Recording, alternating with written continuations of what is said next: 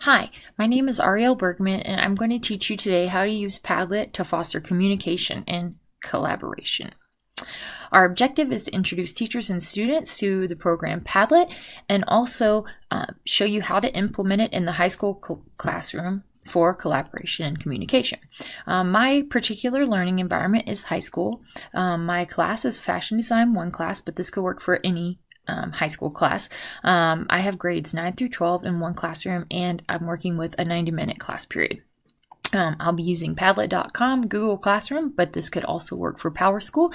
And I'm also using Screencast-O-Matic for this video. So first, I'm going to show you guys about Padlet. If you go to Padlet.com, you can sign up. It's completely free. It gives you the option to, we're going to log in. So I'm going to click that, and you can log in with Google, Facebook, or even Microsoft. I just use Google because that is what I have currently for my school email. So clicking on there, logging me in. Now you can see I've already created one, but there are a lot of different options. We're going to worry about the gallery option. So if you click on gallery, it has a lot of different options for you, specifically for schools. I modeled mine after this design feedback model. So she had put the different pictures of her products, and then people could comment below about what they think. And that's going to give them that collaboration and communication piece. So we're going to go back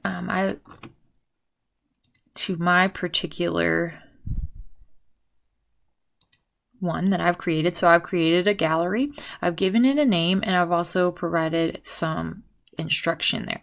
But if you double click here, it's going to open up this tab. This tab allows you to give your title and also give your description, and that's what I did for my I did that for my directions. You can change the wallpaper on the background, give it whatever look that you want. There's different font styles, all kinds of stuff that you can change. But the most important thing about this tab over here is you have this address. This address is unique to you, and you can give it to anyone with the link. And that's how you're going to get your students to join in without giving them the information. So we're going to save here. And then I'm going to go back into my Google Classroom. I have created two links here. We have the assignment link, and then I also have the link to the Padlet that we were just discussing. So students are going to create a fashion croquis or a sketch, and then they are going to upload it here. So I've given them some instructions. So here's the particular one that I have to show you.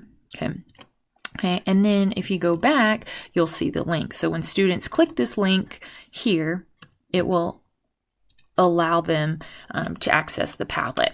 But before my students can access the Padlet, I am going to actually add all of their sketches in anonymously. So here I'm going to click this little button down here, and it's going to give me a little box, and you can move that wherever you want. Okay, so I am going to actually upload. So I'm going to go over here to upload, and then I'm going to pick a file, and this is in my documents, and it is called Sketch 1. So I'll open that up. And since I'm posting each student's picture, they won't know who had it there. But once it is there, you can then add a comment. So love the green.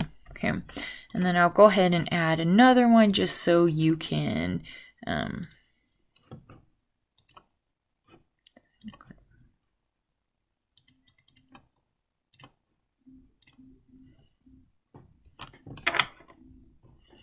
might take a minute.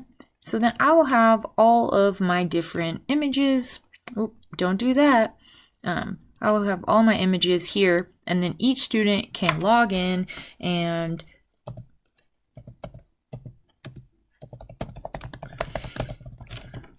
and each student can write that. And since they'll have their name created there, it will show them, and they can get credit for that. So that way they can create a dialogue and a conversation about the thing, about each sketch, and then they can also see what other students have looked at or other students have sketched, and then also what feedback they gave to other students, which will then help them as they develop their sketches for the next round. So just like that, you have how to use Padlet. Pretty easy for the classroom to get students talking. Thanks. Have a good day.